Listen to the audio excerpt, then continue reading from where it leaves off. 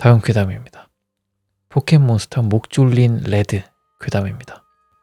포켓몬스터 목 졸린 레드는 포켓몬스터 레드 그린 버전을 기반으로 한 포켓몬 괴담이다. 외국에서는 댓글이 200개가 넘어가는 꽤나 유명한 이야기지만 한국 포켓몬 유저들에게는 인지도가 밀렸다. 지금도 좀 밀리긴 해요, 이게.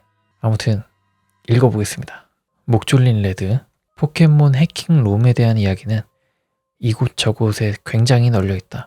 그중 몇몇, 예를 들면 유령이 스타팅 포켓몬인 버전 같은 것들은 굉장히 잘 만들어져 있다. 아까 읽은 그 블랙 얘기하는 거네. 몇몇은 정말 말도 안 되는, 게임을 하고 나서 사람이 죽거나 게임이 플레이어에게 말을 거는 그런 바보 같은 이야기들이다.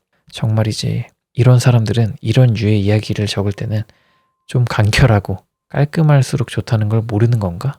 뭐 이 정도로 해주자, 이 정도로 해두자. 맞긴 합니다. 간결하고 깔끔해야죠. 그죠? 토토로 괴담처럼 딱 간결하게 딱 할 거면, 어차피 게임 괴담인데. 아무튼 좋습니다. 계속 읽어볼게요. 나는 이베이 같은 중고 시장에 나와 있거나 지나가는 사람에게 무작위로 노숙자들이 준다고 하는 해킹 롬에 대해 관심이 생겼다. 이게 말이 돼? 지나가는 사람한테 갑자기 노숙자들이 게임 해보겠슈? 이러면서 줄 리가 없잖아. 포켓몬 세상도 아니고. 계속 읽어볼게요. 애석하게도 이런 기분 나쁜 사람들과 직접 만날 기회를 누리진 못했고, 쓰레기차가 이웃집으로 돌아왔을 때 쓰레기통에서 이 카트리지를 발견했다. 이 게임을 처음 발견했을 때 쓰레기 청소부에게 이걸 가져가도 되냐고 물어봤는데 그는 신경도 안 쓰는 것 같았다. 어쨌든 버려질 것이었으니까. 물론 이웃에게도 이 게임을 정말 가져가도 되는지 물어봤는데 그들은 꼭 그걸 한 번도 본 적이 없는 듯 다소 당황한 표정이었다. 게임 커버의 리자몽을 본 이웃집 아들이 포켓몬, 엄마 저거 갖고 싶어 하면서 잡아채려고 했지만 그의 엄마가 저건 내가 찾은 거라며 안 된다고 했다. 그 아이는 게임보이조차 없었는데 그냥 포켓몬이 좋았던 것 뿐이었던 것이다. 별 생각 없이 난 카트리지의 스티커를 보며 집으로 향했다. 그냥 단순히 오래된 레드 버전으로 보였고 리자몽의 목 주변 부근에 스티커가 살짝 찢어져 있었지만 그 정도는 오래된 게임에선 있을 법한 일이었다. 어렸을 때 블루 버전을 가지고 있었던 나로서는 아주 작은아마 있을 터인 레드 버전의 차이점을 보고 싶었다. 타이틀 화면이 나타났을 때 난 꽤나 실망했다. 포켓몬스터 목 졸린 레드. 젠장 해킹판이었다.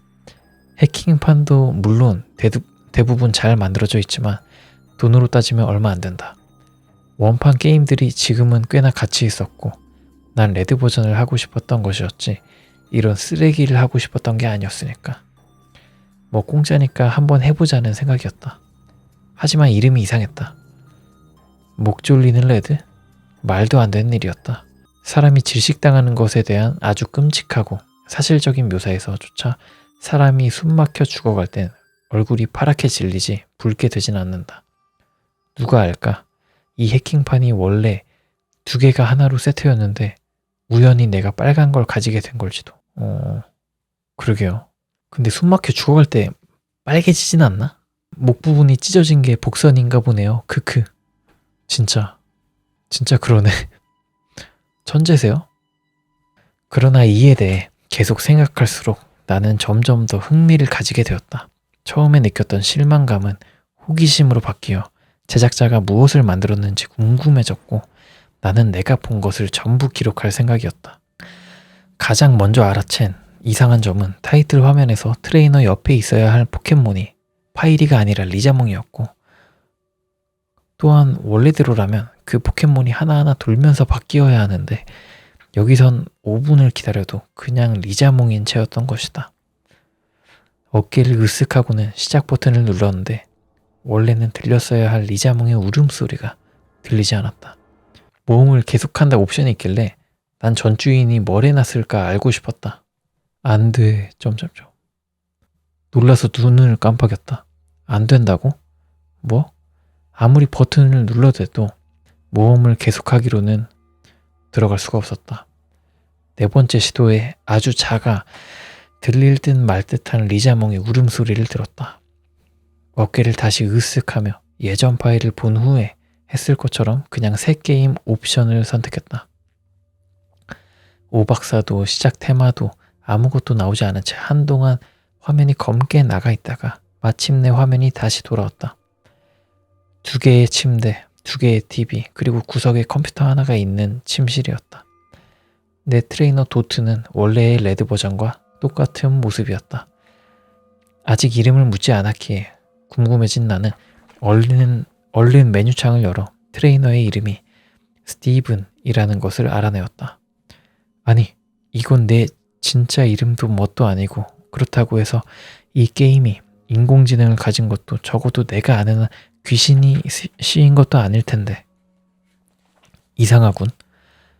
돈은 원래 게임을 시작할 때 있는 만큼 있었고 배지도 없었다. 허나 트레이너 자체는 레드와는 조금 다르게 생겼었다. 머리 같은 가운데쯤에 머무를 정도로 길었고 레드의 평범한 미소가 있어야 할 자리엔 자신감에 찬 허나 어딘가 기분 나쁘기도 한 썩소가 차지하고 있었다. 솔직히 말해서 난 이 도트가 레드보다 더 멋지다고 느꼈다. 그러게요. 이게 해외 번역본이라 약간 읽기가 힘들달까?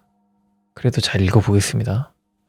다음으로 포켓몬을 체크했는데 미키라고 이름 지어진 레벨 5의 파이리가 하나 있었다. 이름도 평범했고 어쨌든 이상한 점은 보이지 않았다. 보통 시작할 때 파이리의 능력치를 가지고 있었고 할퀴기와 꼬리 흔들기 같이 기본적인 것밖에 모르고 있었다. 꽤나 평범해 보이는 파이리였다. 그러니까 그녀라고 불러야 할까. 본 게임으로 돌아와서 방을 이리저리 돌아다니다가 캐릭터가 뒤로 돌 때 스티븐의 긴 머리가 도트 그림에도 나타난다는 것을 알아챘다. 집은 그다지 친숙하게 느껴지지 않았지만 어쨌든 더 둘러볼 생각에 계단을 타고 내려갔다. 아래층에는 또 다른 트레이너가 있었는데 내가 내려오자마자 나에게 말을 걸었다. 에? 엄마가 있어야 되는데. 마이크가 말합니다. 마이크. 준비됐어? 스티븐. 그래. 난 이 마이크라는 녀석이 블루, 한글판에 그린, 아무튼 블루를 대신해서 나온 라이벌이라고 생각했다. 허나 침실에 침대가 2개가 있다는 것을 기억해내고는 둘은 단순히 라이벌인 게 아니라 형제라는 것을 깨달았다. 둘은 서로 포켓몬 마스터가 되겠다느니 포켓몬을 전부 잡겠다느니 하는 기본적인 포켓몬 이야기에 관해 말을 주고받은 후 파이리와 꼬부기 중 누가 더 좋냐는 것에 대해 살짝 말싸움을 했다. 그리고 이 말싸움은 당연하게도 연구소에서 블루와 하던 것과 같은 배틀로 이어졌다. 할퀴기, 몸통 박치기. 할퀴기, 몸통 박치기. 내가 성공이었으므로 이길 때까지 반복하면 그만이었다. 스티븐의 도트가 배틀에서 레드의 그것보다 얼마나 더 멋진지 눈여겨보았다. 레드와는 다른 포즈로 서있던 그의 머리카락이 꼭 바람에 날리는 듯 약간의 변화가 있었는데 역시 멋져 보였다. 승부가 끝난 후 내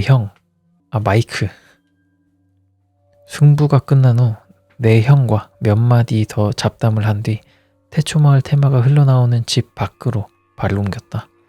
동쪽으로 가면서 나는 이곳이 정말로 태초마을이라는 것을 알게 되었다. 내 집은 마을의 서쪽 교외에 위치하고 있었던 것이다. 나는 또한 원래 태초마을에는 있었던 풀숲이 없다는 것도 깨달았다. 어느 정도 돌아다니다가 레드의 집에 들어가 보기로 결정했다. 그의 엄마가 집 안에 있었는데 내가 말을 걸자 그녀가 곧 스티븐이 얼마나 잘생겼는지에 대해 칭찬하며 그녀의 아들이 내년에 트레이너가 되면 그를 꼭 롤모델로 삼았으면 한다고 이야기를 늘어놓았다. 여기서 나는 이 게임의 스토리가 오리지널 포켓몬 게임의 1년 전이 배경이라는 것을 알게 되었다. 레드는 위층 그의 방에 있었는데 슈퍼 패미컴을 플레이하며 내 차례가 되면 나도 최고가 될 거야 라고 말했다. 어허, 그러네요. 레드가 챔피언이 되기 전이니까 난 점점 이 해킹룸이 좋아지기 시작했다. 굉장히 흥미로웠다. 너무 좋은데요? 너무 흥미로운데? 프리퀄이잖아, 프리퀄. 완전히 새로운 모험, 다른 캐릭터. 게다가 스티브는 그의 마을에서 꽤나 유명한 듯 했다. 평판이라든지 성격이 단순한 말없는 주인공과는 아주 달라 보였다. 마을 사람들은 그와 얘기할 때 단순히 조작법에 관련된 쓰잘데기 없는 것들을 내뱉는 게 아니라 정말 사람에게 얘기하듯 대화를 하고 있었다.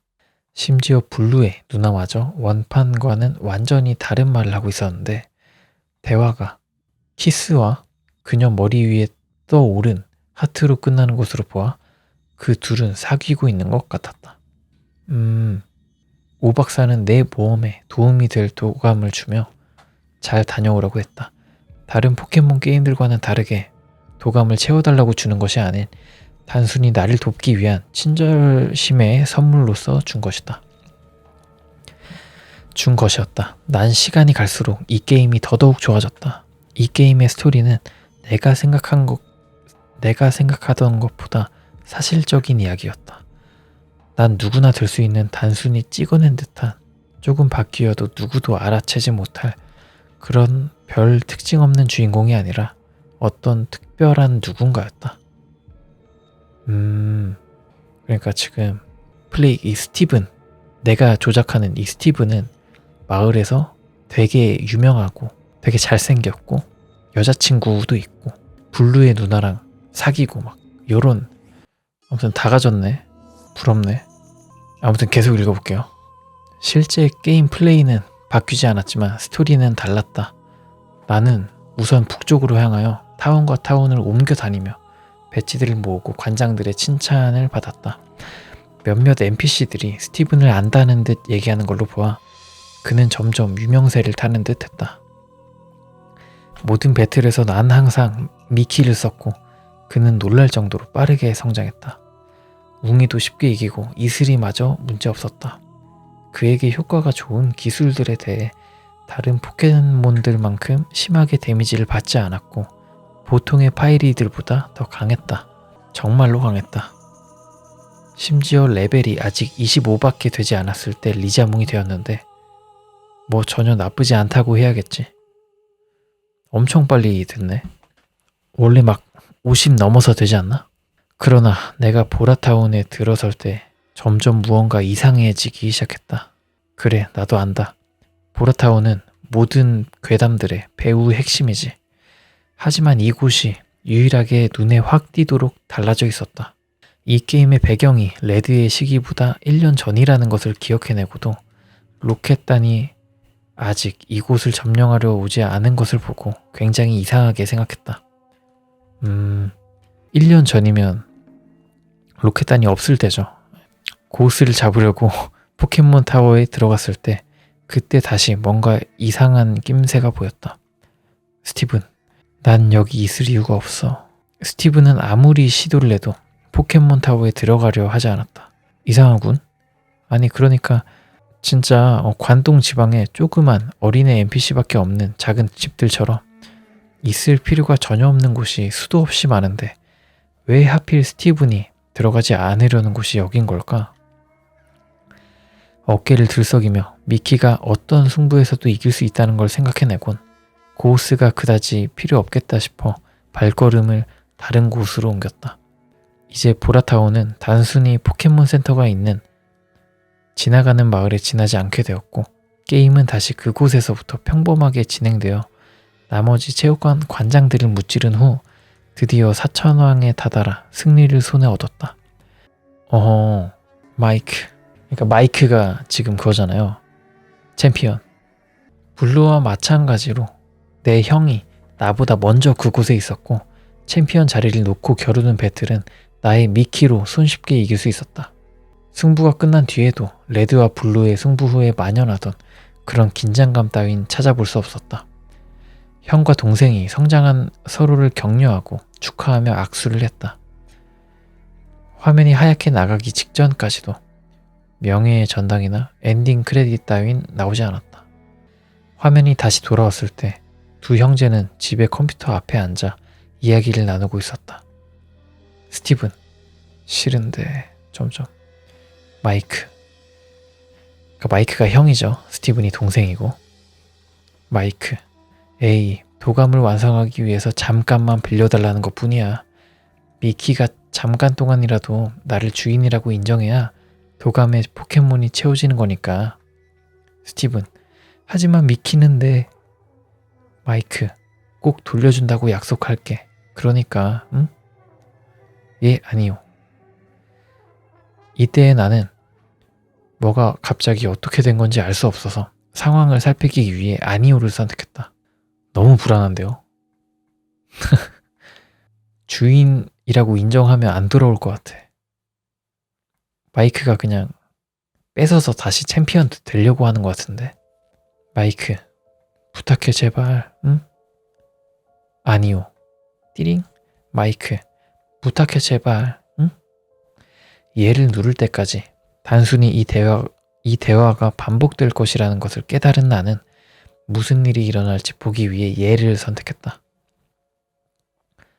에바야, 안 돼. 마이크, 좋아. 아주 잠깐이면 우리 둘 다 포켓몬 마스터가 되는 거야. 스티븐, 포켓몬 교환을 할 때 나오는 애니메이션이 나오고 거기서 난 조금 이상한 점을 발견했다. 교환하는 트레이너가 나 혼자밖에 나오지 않는 것이었다. 뭐 상관없나? 원래 이렇게 되는 걸 테니까.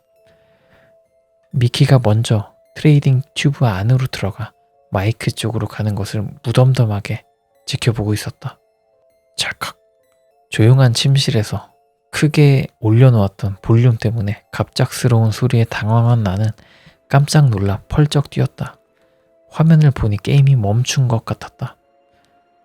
미키는 여전히 교환되는 중에 있었지만 게임은 그 상태로 멈춰 전혀 움직이지 않았다. 너무 불안해.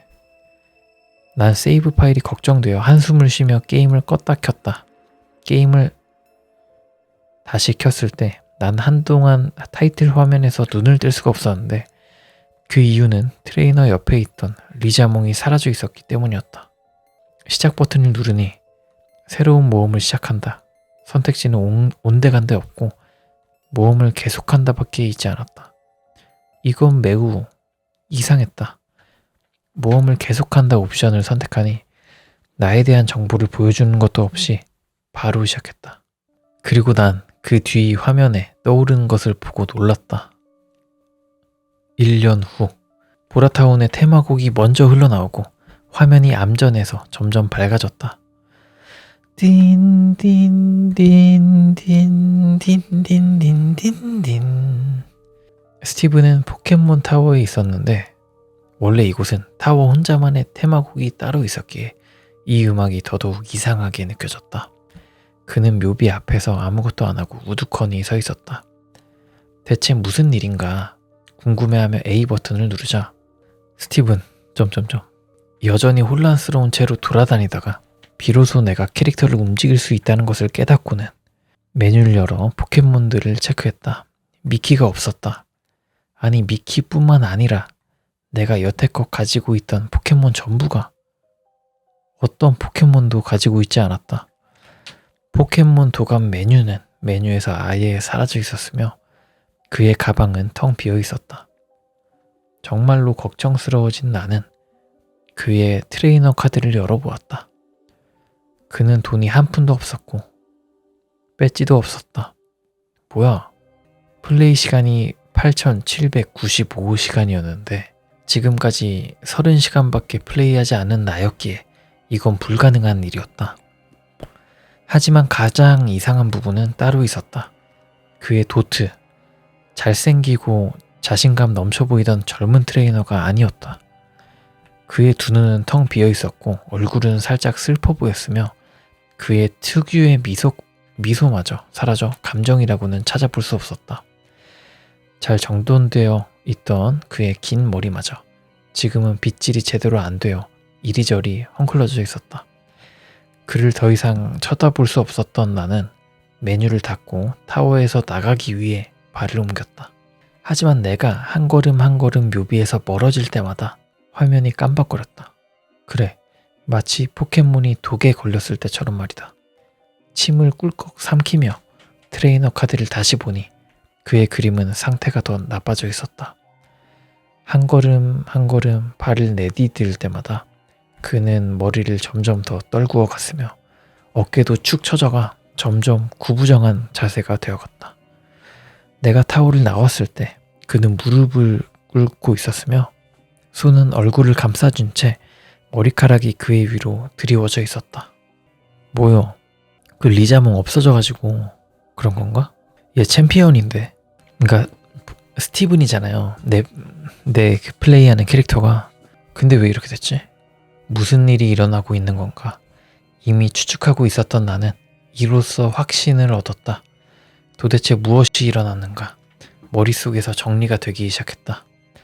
오리지널 게임에서 왜 레드의 라이벌 이외에 다른 챔피언은 보이지 않는지 항상 궁금해해왔던 나였다. 어째서 꼭 주인공이 그의 라이벌을 이겨야 하는 것인지, 그가 리그에 들어섰을 때 어째서 블루 이외에 다른 챔피언은 없었던 것인지. 그래, 이제야 알았다. 답이 바로 여기에 있었다. 이전의 챔피언은 포기한 것이다. 그의 소중한 미키는 확실히 죽은 것 같았다. 죽었다고? 그리고 그녀와 함께 그의 한 부분도 같이 죽어버렸다. 그의 도감, 다른 포켓몬, 그의 배지, 그의 명성, 그 모든 것을 그는 버렸다. 그 한 해 동안, 내가 건너뛰어버린 한 해 동안 플레이 시간에 있었던 8,795시간은 바로 1년의 시간에 내가 지금까지 플레이했던 실제 시간을 합친 시간이었던 것이다.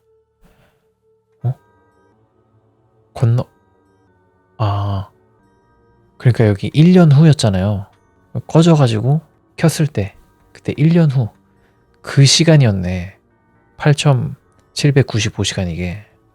플레이 시간에 있었던 8,795시간은 1년의 시간에 내가 지금까지 플레이했던 실제 시간을 합친 시간이었던 것이다. 그럼에도 불구하고 게임은 계속 진행되고 있었다. 여기서 보통 끝나야 하는 거 아닌가? 아니 그러니까 내 말은 이외에 또 따로 할 게 있다는 건가? 도감도 없고 포켓몬도 없고 아무것도 없었다. 대체 뭘 해야 하는 거지? 마을에 있던 사람들 전부에게 말을 걸어보았지만 다들 비슷비슷한 것들만 말해댔다. 괜찮아요? 진짜 미키 교환 중에 오류 걸려가지고 죽은 건가? 천재신가? 괜찮아요? 아직도 기운 내지 못하고 있네. 괜찮아질 거야. 제발 우리가 해줄 수 있는 게 없을까? 스티브는 그들의 말에 아무런 대답도 하지 않았고 그들도 똑같은 것을 계속 되풀이해서 말하고 있을 뿐이었다. 이게 너무나도 이상했기에 나는 여기서 게임을 그냥 포기해버릴 수가 없었다. 호기심으로 풀숲에 들어가 돌아다니던 끝에 꼬렉과의 배틀이 시작되었다. 내 쪽에선 아무 포켓몬도 나오지 않고 스티븐의 그림이 있는 채였다. 여기서 어떻게 싸울 것인지 망설이고 있었는데 야생의 꼬렛은 스티븐을 내버려 두었다. 배틀은 아무것도 일어나지 않은 채로 끝나버렸다. 흥미로웠다. 내가 만나는 모든 포켓몬과도 똑같은 일이 일어났다. 야생의 구구가 스티븐을 무시했다. 야생의 포니타는 스티븐을 본체만 채 가버렸다. 음악도 전혀 바뀌지 않았다. 내가 어딜 가던 간에 보라타운의 노래가 가끔씩은 느려진 템포로 나를 따라다녔다. 모든 곳을, 모든 마을을 돌아다니며 내가 여기서 대체 뭘 해야 한다는 수작인지 알아내려고 만나는 모든 사람들에게 말을 걸었다. 이런 절망스러운 상황은 이 우울한 모든 것과 섞여 게임의 분위기를 더더욱 기운 빠지게 하고 불안한 것으로 만들어가고 있었다. 하지만 그냥 끝내버릴 수는 없었다. 아무도 내게 힘내라는 그런 단순한 애도의 표현밖에 하지 않았고 레모네이드나 커피 따위의 아이템만을 주려는 그들에게 점점 나는 화가 나르던 참이었다. 그리고 스티브는 사람들이 아이템을 주려고 할 때마다 됐어 라고 했다. 갑자기 머리에 떠오른 것이 있었다. 태초마을. 왜 진작 이 생각을 못했을까? 나는 내가 정말 바보같이 느껴졌다. 그곳으로 돌아가는 길은 굉장히 오래 걸렸다. 하늘을 날 포켓몬도 타고 갈 자전거도 없었고 스티븐이 걷는 속도는 보통의 걸음걸이의 절반 정도밖에 되지 않아 보였다. 태초 마을에 다다라 가장 먼저 찾은 것은 오 박사였다. 너에게 일어났던 일, 너가 운이 안 좋았을 뿐이다. 그 다음으로 블루의 누나를 찾아갔다. 제발 이제 더 이상 집을 떠나지 말아줘. 레드의 엄마는 나와 대화를 하려고 하지도 않았다.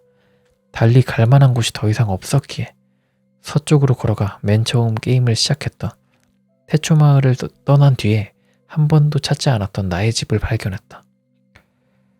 안에는 마이크가 있었지만 그에게 말을 거는 것은 다른 사람들에게 말을 거는 것만큼이나 쓸데없었다. 마이크, 정말 미안해. 나는 이게 정말 끝인 건지 한동안 생각했다.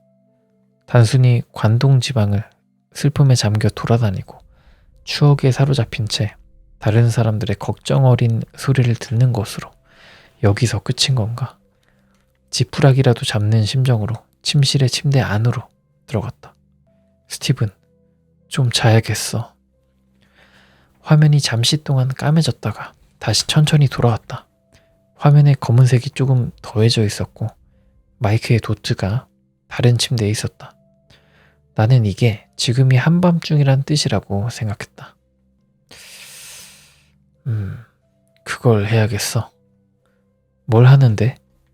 또다시 난 무슨 일이 일어나는 건지 전혀 알 수가 없어. 방에 있는 모든 것을 조사해 보았지만 아무 일도 일어나지 않았다. 집을 나서자마자 또 다른 대화창이 떠올랐다. 스티븐, 그건 그녀를 돌아오게 할 수 있어. 그건 뭐든지 할 수 있어. 그것? 씨발, 그게 대체 뭔데, 응? 뭐든지 할 수 있다는 그것이 뭔지 난 정말 알 수가 없었다. 잠깐 이리저리 돌아다니다가 마을 위에 나 있는 길로 태초 마을을 떠나려고 했는데 이쪽이 아니야. 스티븐이 말했다. 이쪽 길로는 스티븐이 더 이상 가지 않으려고 했으므로 집에 들어가 보려고 했다. 죽여버릴 거야. 순간 이 게임이 원래 포켓몬 게임이 아니라는 것을 잊은 채였던 나는 인상을 찌푸렸다. 저 말에 정신을 갑자기 차린 나는 계속 주위를 돌아다녔다. 자기 형을 죽이라는 건가? 하지만 여전히 갈 만한 곳은 아무 데도 없었다. 의도치 않게 바다에 발을 내딛었을 때 스티브는 그의 상체만 보이는 채로 그 속으로 걸어 들어갔다. 그래, 블루시티 체육관 수영장에서 볼 수 있는 트레이너들처럼 그가 수영을 할 수 있다는 것 따위 난 몰랐었다. 잃어버린 것. 결번. 결번? 나는 멈칫했다. 아니야, 그걸 뜻할 리가. 그러고 보면 이 해킹판에서 미싱로 글리치를 아직 시도해보지 않았지만 너무나도 잘 맞아 떨어졌다. 그가 방금 말한 결번이라는 게 의심할 여지도 없이 그것이라는 확신이 들 정도로. 나는 홍련섬까지 헤엄쳐서 갔다. 그리고 무언가 허전함을 느꼈는데 언제부터였을까? 어느새 아무 소리도 나지 않고 있었다. 침묵, 보라타운의 테마가 더 이상 흘러나오지 않고 있었고 아무런 소리도 나지 않고 포켓몬도 나타나지 않았다. 홍련섬에 다다라 동쪽 해안가에 이제 막 올라서려던 참이었는데 이것 봐라. 야생의 미싱노가 나타났다. 미싱노가 나오네요. 괴담에. 미싱노는 진짜 유명한 포켓몬 관련 버그 및 괴담입니다. 스티븐, 내 거야. 야생의 미싱노를 잡았다. 뭐? 시발 이게 뭐야? 스티븐은 아무것도 하지 않았고 단지 저 기분 나쁜 깨진 데이터에게 자신의 것이 되라고. 그래, 단순히 명령만 했을 뿐인데 순순히 말을 듣다니.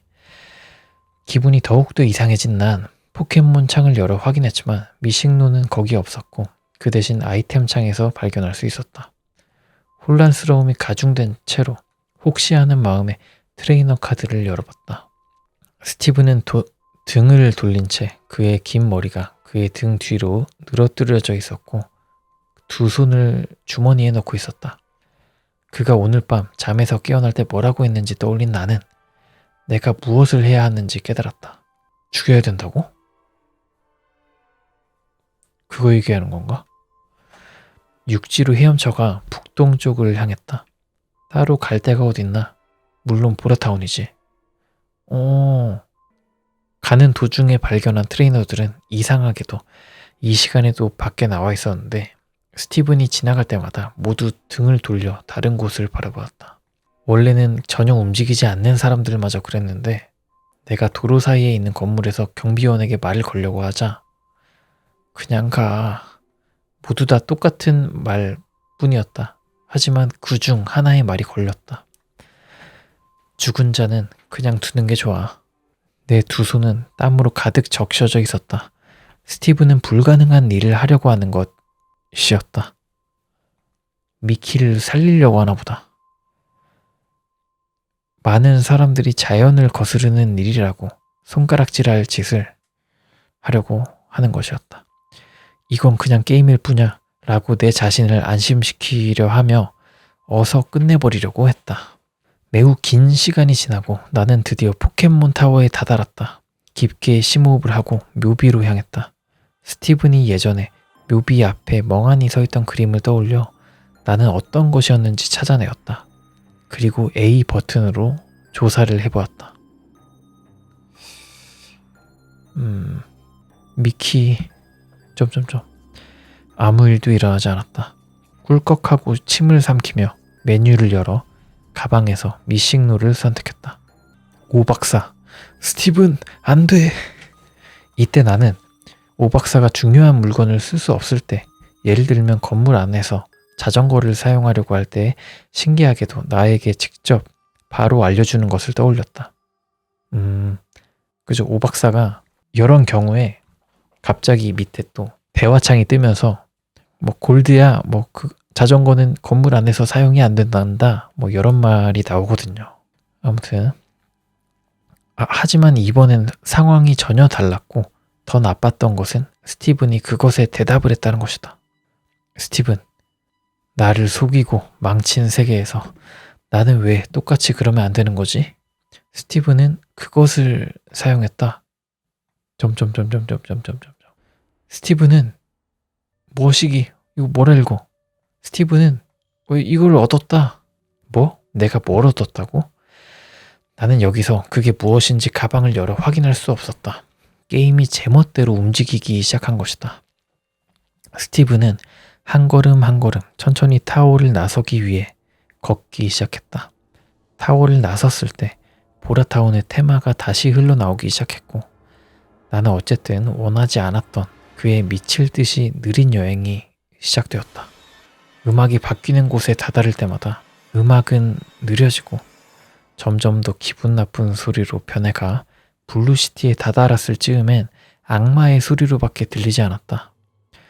나는 아무것도 하지 않고 그가 대체 어디로 가려는 것인지 알아내려고 하며 그를 지켜보고 있었다. 하지만 그 해답은 점점 더 확실해져갔다. 그는 태초마을로 향하고 있었던 것이다. 그가 그곳에 도착했을 때 음악은 거의 멈춰서 한 번에 한 음식밖에 들리지 않았다. 그는 내가 생각한 바로 그곳, 그의 집의 위층 침실로 갔다. 이때 음악은 전혀 들리지 않았다. 스티븐은 한 걸음 한 걸음 걸어가 그의 형의 침대에 다다라 그에게로 얼굴을 돌렸다. 이제 형 죽일라나 보다. 이때 난 게임이 멈춘 줄 알았다. 그는 아무것도 하지 않고 가만히 서 있기만 했는데 여기서 내가 어떻게 그를 움직일 수 있는 것도 아니었다. 하지만 내가 메뉴를 열 수 있다는 것을 확인하고 정말로 두려웠지만 여기서 멈출 수 없었던 나는 그의 트레이너 카드를 선택했다. 카드를 열 때 왜곡된 포켓몬의 소리 같은 낮은 울음소리가 들렸다. 스티브는 구부정한 자세로 다시 나를 정면으로 쳐다보고 있었다. 앞머리가 그의 얼굴을 가릴 듯 말 듯 하고 있었는데 전체적으로 매우 헝클어진 채로였다. 앞머리 사이엔 얼굴이라 할 수도 없는 것이 있었다. 단순히 까만 바탕에 앞을 똑바로 바라보고 있는 빨간색의 두 눈, 그리고 암흑과 대조적으로 하얀색의 씩 웃는 얼굴이 보였다. 뿐만 아니라 뭐야? 그림이 있어. 뭐야? 그림 좋다. 근데 스티븐이 이렇게 바뀌어 있었다. 돈도 다 사라지고 타임도 이렇게 바뀌었는데 얼굴이 이렇게 바뀌었네. 약간 언더테일 같은데. 그의 이분은 이제 스티븐으로 바뀌어 있었다. 그의 모습에 두 눈을 차마 뗄 수가 없었다. 앞이 잘 보이지 않을 때까지 시야가 흐려지고 얼굴이 눈물에 젖고 있었다. 나는 아이처럼 울고 있었던 것이다. 눈물을 참을 수가 없었다. 난 시작부터 이 녀석과 함께 했으며 내가 이 녀석을 최고의 자리에 앉혀놓았다. 그리고 비극 이후에 그의 추락을 지켜볼 수밖에 없었다. 그리고 지금 그는 이런 끔찍한 모습을 하고 있다. 근데 포켓몬이란 게임이 좀 과몰입하게 만들어요. 왜냐면 처음부터 완전 그 쪼레 포켓몬으로 챔피언까지 올리는 과정을 처음부터 끝까지 다 하기 때문에 상당히 몰입도가 높습니다. 게임이. 울 법해요. 이 정도면. 그리고 지금 그는 이런 끔찍한 모습을 하고 있다. 그가 미쳐버리는 것을 봐버렸다. 울음을 그치고 눈을 비비면서 트레이너 카드 메뉴에서 나와 게임을 저장하려고 했다. 게임을 끄고 싶었다. 하지만 게임이 나를 가로막았는데 지금은 아무것도 저장될 수 없습니다. 이게 이제 해석 be saved, 그러니까 영어로 be saved는 저장되다와 구원받다의 두 가지 뜻을 가지기 때문에 지금은 아무것도 구원받을 수 없습니다. 로도 해석이 가능하다고 합니다. 지금은 구원받을 수 없습니다. 시작 메뉴는 어떤 짓을 해도 다치지 않을 작정인 듯 했다. 달리 선택이 없었으므로 가방을 확인해봤지만 아무 일도 일어나지 않았다. 포켓몬 란에 들어갔을 때 무언가 하나가 보였다. 나를 반겨준 도트 하나. HP가 0이었고 상태는 죽음인 머시기였다. M-샵 $. 아마 미키 같은데 이게? 이걸 선택하니 4가지 옵션이 떴다. 포켓몬 상태, 그녀야 자리 바꾸기, 절대로 안 돼, 닫기, 안 돼, 목을 조른다. 손가락이 덜덜 떨려오는 채로 목을 조른다를 선택했다. 메뉴가 닫히고 방에 우두커니 서있던 스티븐이 다시 보였다. 스티븐, 잘 가. 삑!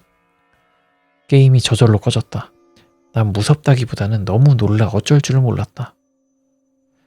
충격이 가시지 않은 채로 게임을 다시 켜니 타이틀 화면에 뜬 것은 광기 어린 스티븐과 끔찍하게 일그러진 모습의 리자몽이었다. 시작 버튼을 누르고 모험을 계속한다를 선택했다. 태초마을의 전체의 모습이 보였다. 마을 서쪽에 풀숲으로 주위가 뒤덮인 스티븐의 집이 보였고 마을의 다른 부분으로부터 그곳으로 가는 길이 돌로 인해 막혀 있었다. 화면은 그 상태로 정지한 채였다. 음악도 미동도 전혀 없었다. 잠시 후 화면이 하얗게 변하며 타이틀 화면으로 돌아갔다. 내가 맨 처음 게임을 켰을 때의 그 타이틀 화면이었다. 트레이너와 리자몽, 모험을 계속한다를 선택해봤다. 안 돼. 칩을 빼고 다시 꽂고 전원을 켰을 때에는 주인공의 리자몽, 미키가 옆에 서 있었다. 마이크가 레드 포지션이니까 그래서 목 졸린 레드구나. 좋은데요? 상당히 필력이 좋아서 잘 읽히는 느낌? 그래요. 저 포켓몬 예전에 할 때도 통신하다가 갑자기 렉 걸려서 끊기면 와 조졌다, 없어지는 거 아니야? 이런 상상을 많이 했었고, 그리고 챔피언, 챔피언에 관련된 얘기라는 게 또 흥미롭네요. 해석이 있습니다. 1세대를 플레이한 사람이라면 게임의 결말은 챔피언이 되어 기다리고 있던 그린을 주인공 레드가 이기고 새로운 챔피언이 되는 것임을 알고 있다. 그렇다면 작중에서도 언급하듯이 한 가지 의문이 들 수 있는데, 그럼 레드, 그린 이전의 관동지방 챔피언은 어디 있는가? 라는 의문이다. 이 괴담은 거기서 착안해 만들어진 스토리다. 그저 전대 챔피언에 대한 얘기가 있진 않았거든요. 1세대에서. 이곳에 나오는 스티븐이 바로 그 전대 챔피언 중 하나로 이전의 챔피언들이 등장은커녕 이런 방구의 언급조차 없는 이유는 모두 포켓몬을 잃은 슬픔과 좌절로 페인이 되어 몰락했기 때문이고, 스티븐 역시 그 전철을 밟고 말았다는 것이 요약 스토리다. 다만 마지막 결말에 대해서는 여러 이야기가 많은데 이 중 알려진 해석은 크게 두 가지로 갈린다. 자살설, 슬픔을 이기지 못한 스티븐은 미식노를 이용해 미키를 부활시키려 했지만 부활은 불완전했고 결국 미키의 목을 자신의 손으로 졸라 죽이고 본인 역시 자살했다는 설. 즉 제목인 목 졸린 레드에서 목이 졸린 상대는 바로 스티븐 자신이며 지금까지의 이야기가 전부 스티븐이 미쳐가는 과정을 보여주는 장치 내지 죽어가는 스티븐의 주마등이라는 것이다. 마지막에 화자가 다시 게임을 시작하려 할 때 안 된다며 말리는 목소리는 게임을 다시 시작하면 또 미키가 교환 사고로 인해 죽고 스티븐이 페인이 되어버리는 상황이 발생해서 라는 이유다. 그러네. 대부분의 번역본에서도 자살했다는 언급이 나오는 등 국내에서 당시 유명하게 알려진 가설이지만 스티븐이 미키를 다시 죽였다는 묘사는 없고 또한 자살했다고 하기에 역시 나름의 묘사도 없을 뿐더러 구도가 맞지 않는 부분이 있다. 근데 안 돼 라고 말하는 거는 이 이유가 맞는 것 같긴 해요. 그러니까 다시 그 일이 벌어지지 않았으면 좋겠어서. 진짜 무한 루프 같다. 마이크 살해설, 미식노를 이용해 미키를 되살린 건 맞으나 그죠? 되살리긴 했는데 약간 이상하게 되살렸잖아요. 그죠? 뭐 여러 방법으로 살리면 보통 제대로 온전하게 살릴 수는 없으니까. 아무튼 미키를 되살린 이후 완전히 맛이 가버린 스티븐이 사고였지만 미키를 죽이는 원한으로 인해 자고 있던 마이크를 목 졸라 살해하고 도주한 뒤 미키와 함께 행방불명되었다는 설. 이게 맞는 것 같다. 이게 맞는 것 같아. 목을 조른다는 선택지를 고른 부분이 마이크가 잠든 침대 바로 앞이었다는 것에서 나온 해석으로 보인다. 그냥 여기 맞잖아. 예, 여기 맞네요. 마침 미키와 마이크의 이름 둘 다 M으로 철자가 시작되기에 목을 조른 M 머시기를 미키의 이름이 아닌 마이크의 이름이 깨진 결과로 볼 수 있기도 하다. 또한 최후반부 스티븐의 집이 돌에 막힌 채 풀숲에 쌓인 것은 이곳에서 살인사건이 일어났다는 것을 암시한다. 또한 목 졸린 레드의 작가 역시 스티븐을 죄책감 못 느끼는 사이코패스이자 10대 살인마라고 언급한 적이 있는 것으로 후자의 해석에 힘을 실어주고 있다. 이거 쓴 작가가 이렇게 얘기를 했나 보네. 뭐야, 실화 아니었어? 실화인 줄 알았는데. 아무튼 저도 후자. 예. 보통 유령이나 악마 같은 요소가 쓰이는 다른 괴담과는 달리 좀 더 현실적인 묘사를 추구했으며 위에서 소개한 두 네임드 괴담, 전에 제가 읽었던 그거죠. 그 포켓몬스터 블랙이랑 포켓몬스터 무슨 실버야, 로스트 실버. 되게 있을 법한 느낌? 되게 현실적이고 귀신 이런 것도 아니고.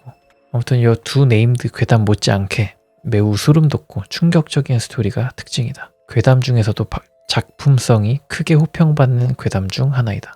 너무 좋은데요? 여기 게임화가 확정됐대요. 뭐 이런 것도 다 팬게임이긴 하지만 이거 게임이 나오는구나. 아무튼 지금까지 포켓몬스터 목 졸린 레드라는 괴담이었습니다. 재밌지 않나요? 그러니까 서양은 이런 거 2차 창작이 되게 활발하다. 이런 걸로 게임도 나오고 뭐 물론 후원도 받고 하겠죠. 포켓몬스터를 다루긴 했지만 저는 목 졸린 레드 괴담이 제일 재밌었던 것 같습니다. 이 세 괴담 중에서.